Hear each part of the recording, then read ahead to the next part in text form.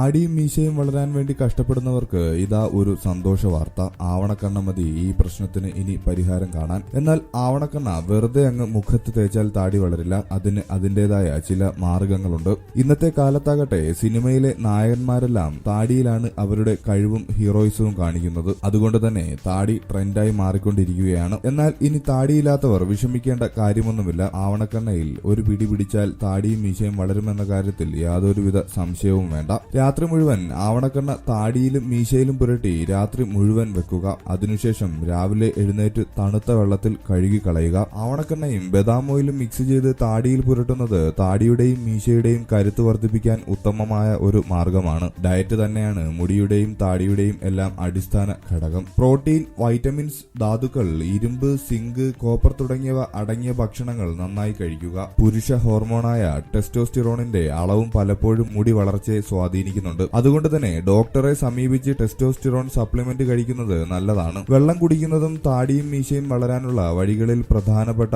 ഒന്നാണ്. ഇത് ശരീരത്തിലെ ടോക്സിനുകളെ പുറന്തള്ളുന്നു, രോമകൂപങ്ങളിലേക്കുള്ള രക്തയോട്ടത്തെ വർദ്ധിപ്പിക്കുകയും ചെയ്യുന്നു. മാനസിക സമ്മർദ്ദം കുറയ്ക്കേണ്ടതും അത്യാവശ്യമാണ്. മുടികൊഴിച്ചിലിന്റെ പ്രധാന കാരണവും മാനസിക സമ്മർദ്ദം തന്നെയാണ്. അതുകൊണ്ട് മുടികൊഴിച്ചിൽ മാറാനും താടിയും മീശയും കിളിർക്കാനും യോഗ, മെഡിറ്റേഷൻ പോലുള്ള ആരോഗ്യമുറകൾ പരിശീലിക്കുന്നത് നന്നായിരിക്കും. ഉറക്കമില്ലായ്മയും ശ്രദ്ധിക്കേണ്ട ഒരു കാര്യം തന്നെയാണ്. ഉറക്കമില്ലെങ്കിൽ നിങ്ങളുടെ ശരീരത്തിൽ റീസ്റ്റോറേഷൻ അഥവാ പുനർനിർമ്മാണം നടക്കുകയില്ല. ഇത് ആരോഗ്യ പ്രശ്നങ്ങൾക്കും കാരണമായേക്കാം.